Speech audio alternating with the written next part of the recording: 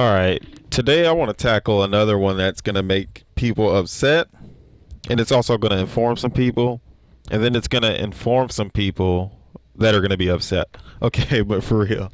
So, basically what I want to talk about is these claims of the PS5 and Xbox Series X catching PC. All right. Before I dive in on that, we have to have a common point to agree on before we start.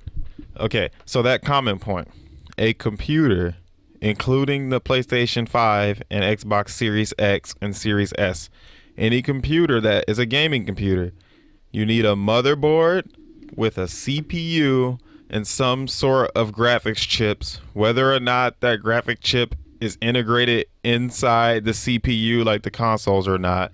That's what you need. You need a motherboard with a modern CPU and some sort of graphics chip.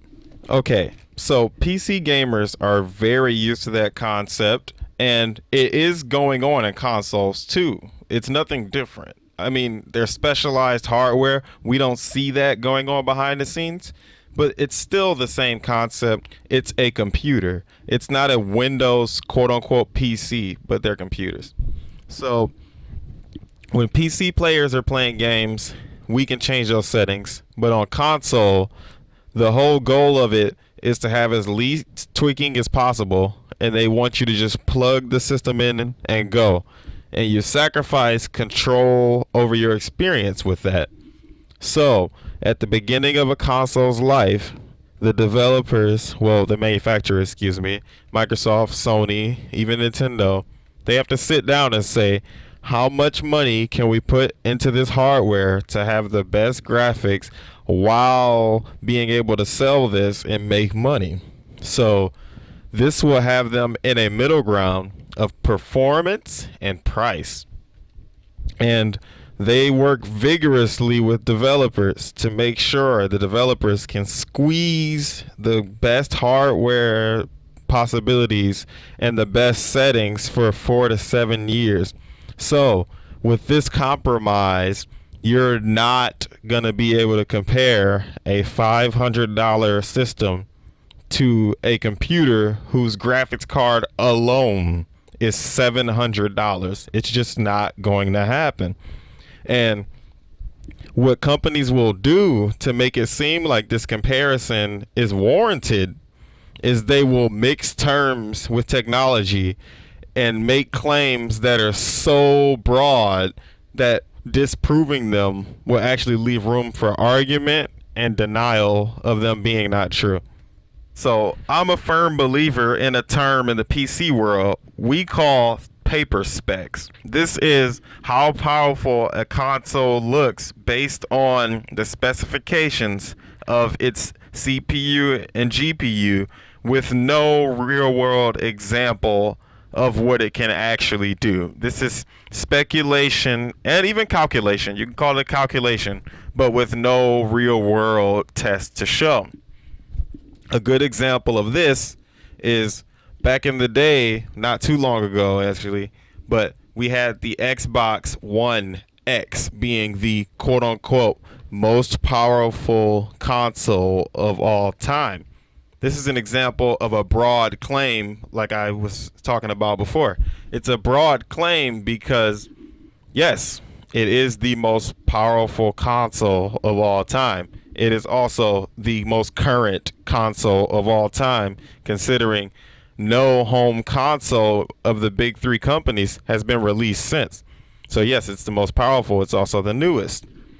But anyway, that claim was met. It was the most powerful of the consoles, and on paper, what we call the paper specs had this card at the time lined up to perform just like NVIDIA GeForce 1070, which at the time in 2017, 2018 was a higher mid-level card. This thing was pretty powerful.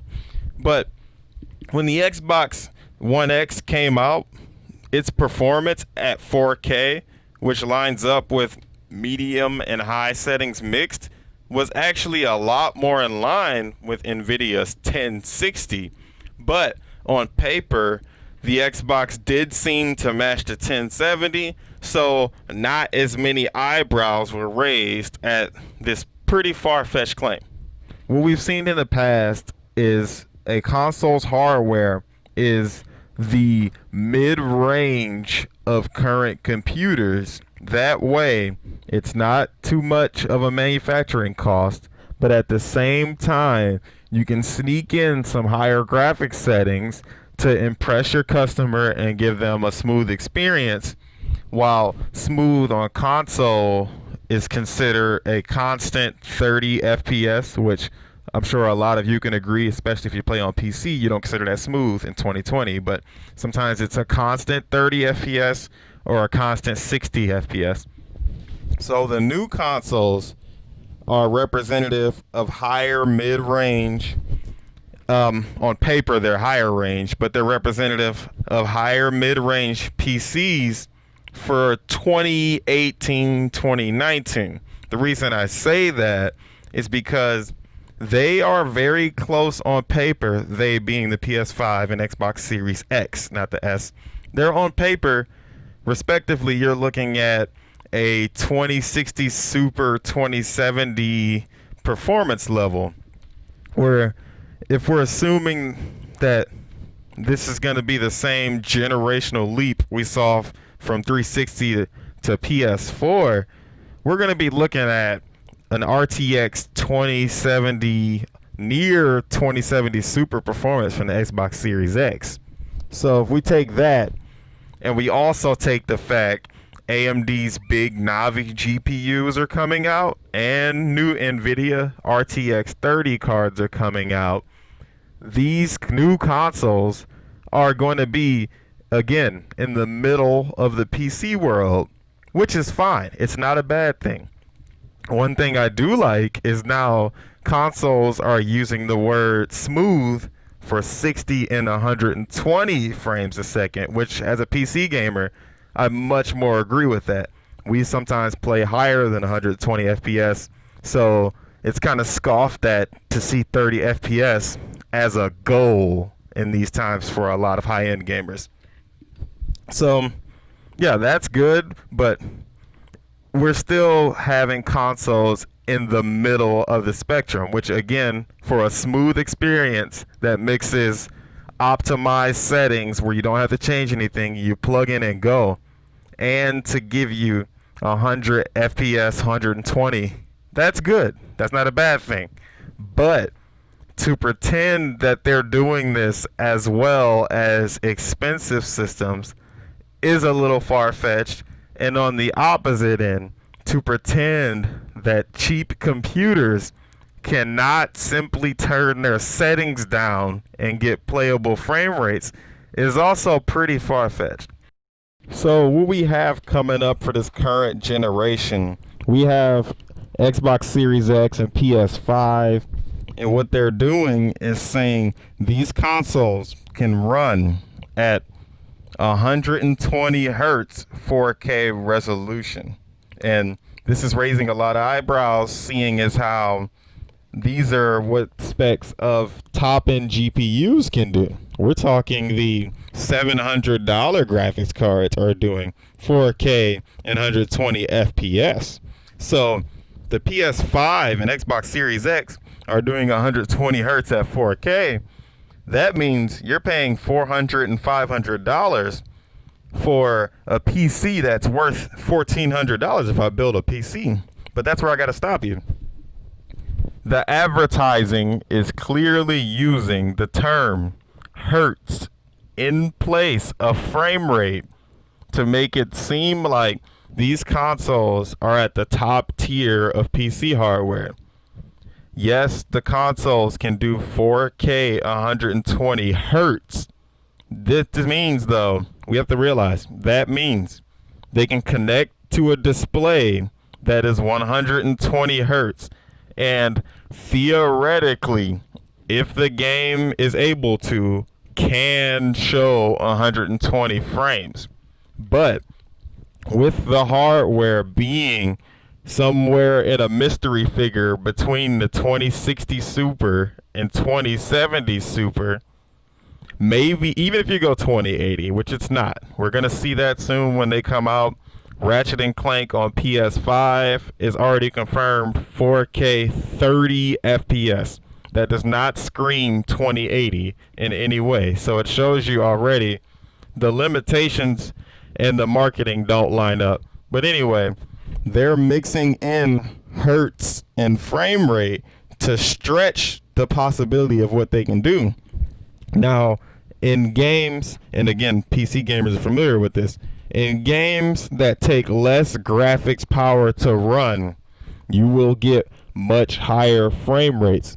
So, remastered old games such as Halo the Master Chief Collection, if you throw that on a Series X, 4K 120 FPS may be possible in old titles, but no way in a current title is that happening. And we're already seeing, again, I'll say with PS5, Ratchet and Clank confirmed to even use 30 FPS sometimes when the console meets its limit. And Assassin's Creed on the Xbox, the more powerful of the two consoles, we're seeing the 30 FPS number creep its way back into the consoles when we just realized that hardware is limited on consoles. It's not a bad thing. I just personally, as someone who plays PC a lot, since these consoles can theoretically hit 120 hertz, meaning they can do 120 FPS now, the developers really need to lower how good the graphics look in more areas and give console gamers a more consistent high frame rate, meaning 60 and above. So that's a little take on that. And on a side note, I really want to address this.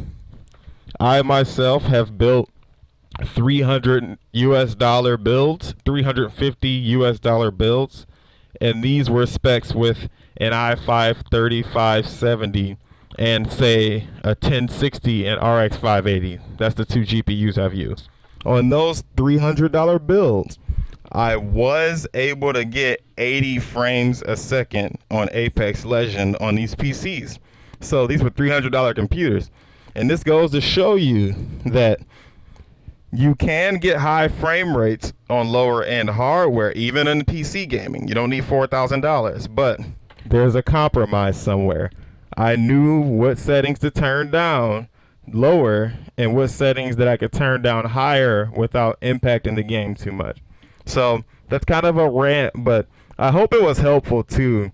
I mean, it kind of shuts down some far-fetched theories for the new consoles, but I do also want to inform. So if you like what you hear, or if you want to disagree with me more, just go ahead and subscribe. I'll have a lot more of content this way coming, and I'll also be doing some beginner PC building tips. So yeah, just check me out.